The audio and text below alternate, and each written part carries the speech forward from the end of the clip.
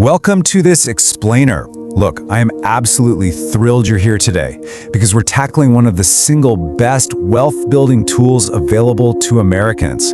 You know, data shows the 401k is usually the very first account where people cross that elusive seven-figure millionaire status. But navigating exactly what to do with that money when you change jobs, man, it can feel like trying to defuse a bomb.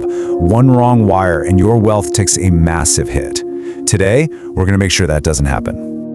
Okay, let's dive into this roadmap. We've got 1. The Millionaire Maker account, 2. The Cash Out Catastrophe, 3. The $7,000 Crossroads, 4. Choosing a rollover path, 5. The Silent Cash Killer, and lastly, 6. Grabbing your free money.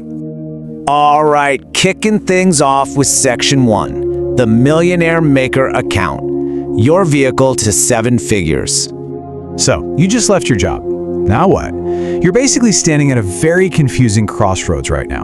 The catch of leaving an employer is that suddenly you have to figure out what to do with this potentially massive asset you've been building up. And look, messing this transition up, it can cost you big time, both right now and literally decades into the future.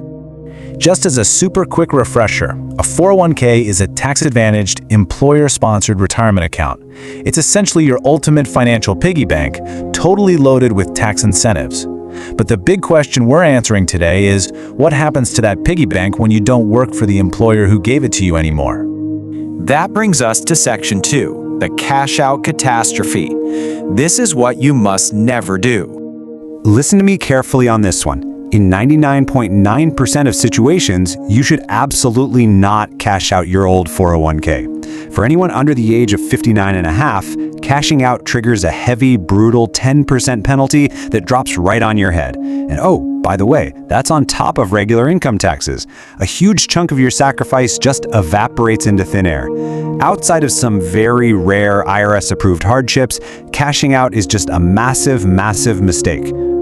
Yet despite that completely devastating penalty, a staggering 41% of employees still cash out their 401k when leaving a job. And of those folks, 85% drain the entire balance as though it were just, found money.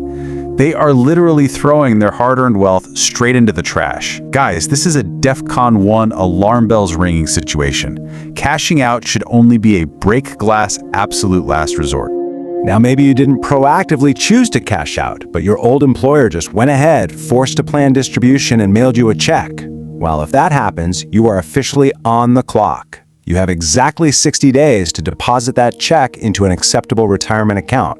If that ticking clock runs out, yep, you get hit with those exact same taxes and penalties just for leaving a job. All right, moving to Section 3, the $7,000 Crossroads. This is the magic number for deciding whether you're staying or going.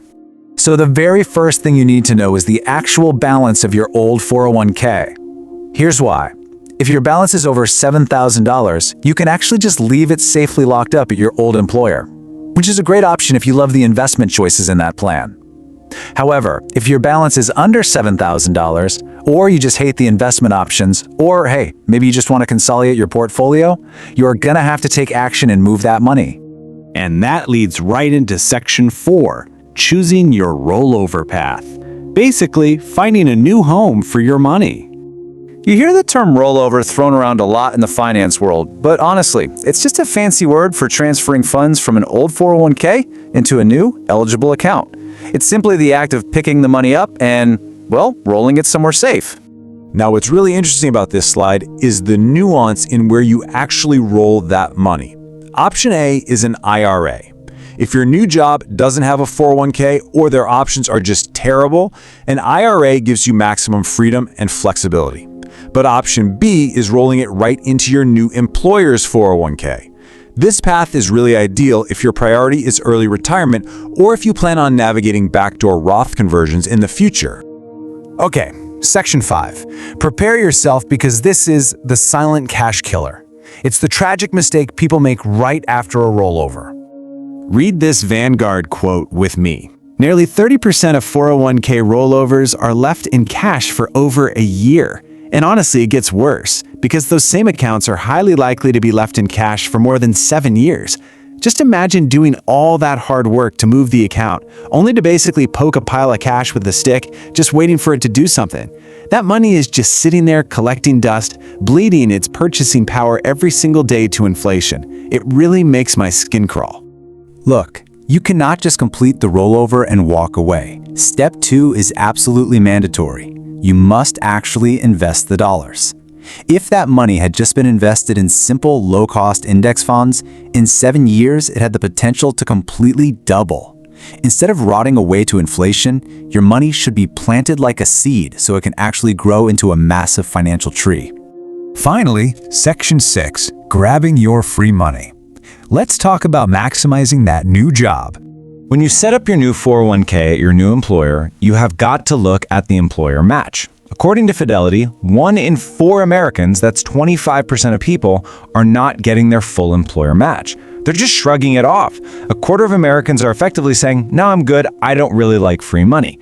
Guys, that is absolute hogwash. An employer match is literally a guaranteed 50 or even 100% return on your money right out of the gate. It is quite literally dollar bills falling from the sky. You must take an active role in your finances, put your dollars to work, and set your contribution amounts to guarantee you get every single cent of that free money from your new employer. No excuses. So the crucial point is this: we have a clear, actionable checklist for you. First, assess your old balance using the $7,000 rule. Second, if you do move it, choose the right rollover path for your specific goals, IRA or new 401k. Third, for the love of all things financial, actually invest the cash once it rolls over. Fourth, make sure you're getting your full new employer match. And lastly, if you want all this information mapped out really clearly, you can download a free flowchart to assess your specific 401k situation over at moneyguy.com/resources. I really want to leave you with this thought. When you change jobs, you literally hold your financial future in your hands. So ask yourself right now, will your old 401k become a casualty of penalties and inflation, or will you take control and make it the catalyst for your future millionaire status? The choice and the path is entirely yours. Thanks so much for joining me on this explainer, and I will see you next time. Freedom isn't given, it's built, and it starts with what you do next.